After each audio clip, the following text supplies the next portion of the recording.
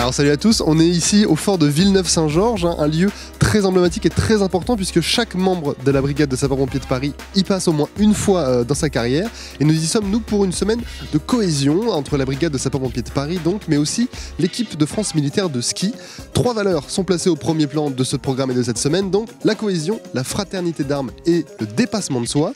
Au programme de cette semaine hors du commun, montée de la grande échelle, descente en rappel, immersion en centre de secours ou encore le caisson qui est prévu justement pour aujourd'hui.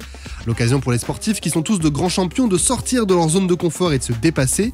C'est la plus importante unité de pompiers d'ailleurs, faut le savoir. C'est l'unité de sapeurs-pompiers la plus importante en Europe et la 3e dans le monde après celle de New York et de Tokyo, donc c'est quand même pas rien. Et pour vous donner une idée, elle réalise à peu près 500 000 interventions par an. Un ski, si on calcule, fait à peu près 1250 interventions par jour. Et justement, assez parlé, place à l'action. Je vous ai parlé du programme et notamment du fameux caisson. On va aller voir tout ça. Merci de nous accueillir finalement ici, puisque c'est un peu, si je puis dire, c'est presque un petit peu chez vous ici aujourd'hui. Oui, on joue à domicile. On est avec les sportifs et on joue à domicile. Donc bienvenue sur le fort de Villeneuve-Saint-Georges. Ici au groupement formation, qui est le groupement école, effectivement on voit passer tout le personnel de la BSPP. On a les jeunes recrues effectivement qui sont le gros de notre ressource à former, c'est-à-dire entre 900 et 1100 jeunes sapeurs-pompiers militaires par an. Et puis pour le restant, c'est les formations de cursus, c'est-à-dire nos caporaux-chefs, sous-officiers et officiers. Tout le monde passe par ici.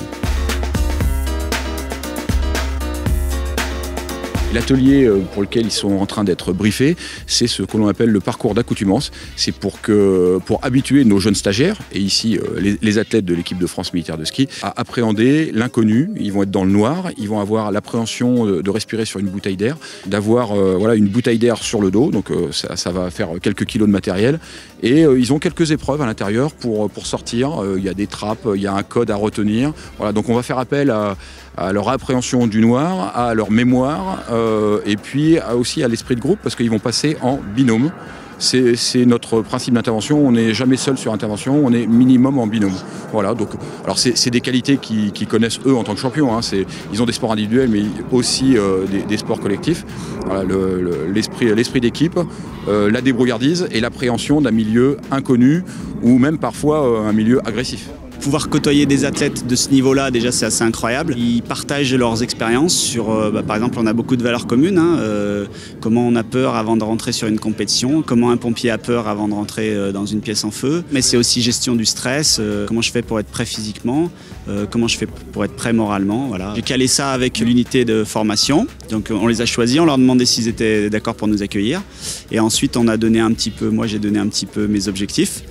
Donc les objectifs de cohésion, objectifs d'activités un peu extraordinaires pour nous, en fait, qui sont des activités normales pour certaines unités, mais qui pour tout militaire n'est pas forcément une activité normale. Et puis eux, ils nous ont donné aussi leurs contraintes et leurs objectifs, et du coup on a fait un petit programme petits oignons. 7, encore. Allez, on pose la masse délicatement, on pose, Les 3 premières minutes dans la salle sont un peu compliquées, on est en surrespiration, on n'a pas trop l'habitude de respirer du coup avec ça. Il y a plein d'obstacles et du coup en fait notre ligne de conduite c'est toujours le mur gauche et on voit rien. Et en fait après on se calme un peu, on avance tout en mettant les mains un peu contre le mur, les pieds, la tête, tout et on essaie de sortir de ça et c'est 15-20 minutes, même plutôt peut-être 30 des fois je pense, il disait on est encore loin de ce que vivent les pompiers mais ça donne un peu une idée et chaque jour on passe des vraiment bons moments. Il y avait aussi hier où on a fait 24 heures en caserne qui était vraiment super top. Franchement chaque jour est enrichissant pour nous et ça c'est vraiment chouette. C'est très inconfortable, je crois que c'est le mot. Je suis resté bloqué dans un obstacle avec l'aérie dans le dos et je voyais rien. C'est quand même des sensations que je suis content de vivre, mais à la fois je sais comment les calmer. Quand on sent qu'on commence à être angoissé, je me pose, je respire par le ventre. Il faut que je réussisse à me retrouver, à retrouver une zone de confort. Et en tout cas, les pompiers sont amenés à avoir ce genre d'exercice, donc c'est bien qu'on passe dans des exercices un peu extrêmes. Ah bon, la semaine n'est pas finie encore, on arrive quand même sur la fin. Qu'est-ce que toi t'en tires peut-être comme enseignement, les liens que tu pourrais faire entre les armées et le sport en général? Les liens, ils sont trouvés assez vite, tous les partages de valeurs, que ce soit l'engagement, le dépassement de soi, on en parlait encore ce matin. Il y a aussi l'instinct grégaire, l'altruisme qu'on peut retrouver dans toutes les casernes. On a passé 24 heures en caserne. Donc moi, ma médaille olympique, je l'ai construite en relais. Donc c'est un relais, c'est 4 personnes. C'est vrai qu'on retrouve à la fois cette chose où on va s'appuyer sur notre collègue, mais à la fois on a notre activité à faire. Et si on commence à penser à tout ça, aux autres, et en fait non, c'est vraiment se recentrer sur soi. Donc il y a énormément de parallèles, mais comme dans énormément de métiers, j'ai envie de dire. On a laissé un demi-groupe au parcours d'accoutumance. Nous, on a un petit peu migré maintenant. On est vers le caisson. Certains disaient même que c'était un peu peut-être l'atelier le plus emblématique de cette semaine, celui qui nécessitait peut-être le plus de préparation. Ben voilà, le caisson, c'est ça. C'est toute la fumée qu'on voit derrière. Ça provient du caisson. Tous les gens en tenue qui sont derrière, évidemment, c'est pour le caisson. Vous allez voir. Je propose de venir avec moi.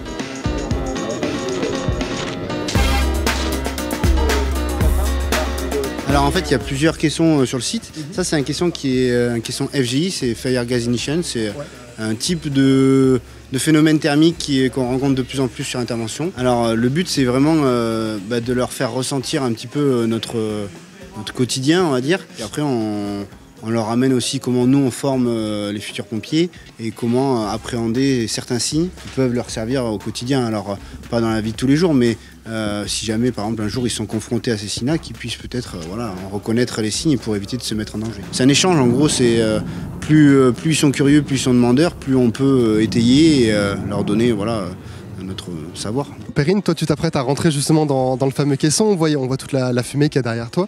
Comment tu te sens avant de rentrer?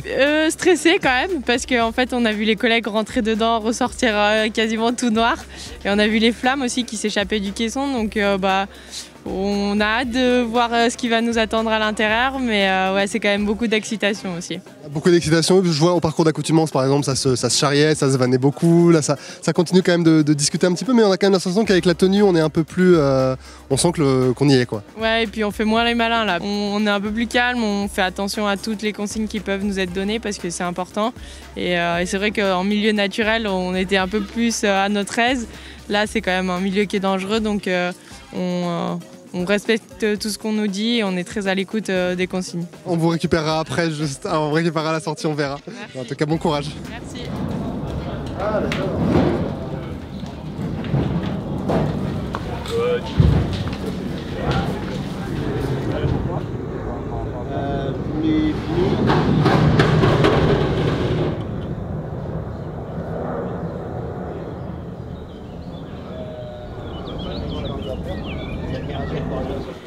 Comment ça s'est passé? Très impressionnant quand même, parce que la chaleur est vite arrivée. Donc ils ont fait baisser la fumée, puis après du coup remettre de l'air dedans pour que ça s'enflamme, les échanges de gaz. J'y serais pas restée plus longtemps, je crois. J'écoutais justement l'instructeur là qui vous donnait des petits conseils, notamment sur le fait, j'imagine que quand on a chaud comme ça, on pense qu'à une seule chose en sortant, c'est boire une bouteille entière. Et il vous disait qu'il fallait pas boire tout de suite. Voilà, parce qu'on a encore des particules sur nous, on a encore des gaz. Donc d'abord il faut bien se nettoyer, bien se laver, bien se rincer la bouche aussi, parce que sinon après c'est des choses qu'on peut ingérer et c'est pour ça que là on a les masques, les gants pour toucher ce qui a été infecté, si on peut dire. C'est là qu'on se rend compte que le travail des pompiers est quand même quelque chose de très risqué et respect à eux pour tout le travail qu'ils font. C'est hyper enrichissant parce qu'en fait, plus on a un public varié, plus on va aller puiser dans des choses qu'on n'a pas l'habitude. En fait, on ne reste pas dans notre confort. Et ça, c'est ultra plaisant parce qu'eux aussi nous apportent autant qu'on leur donne. Donc, franchement, c'est enrichissant pour les deux, je pense. Et si vous voulez en apprendre plus sur la brigade de sapeurs-pompiers de Paris et l'armée de champions, eh bien suivez-nous sur la radio Skyrock PLM en téléchargeant l'application. Vous y trouverez de l'actu et de nombreux podcasts.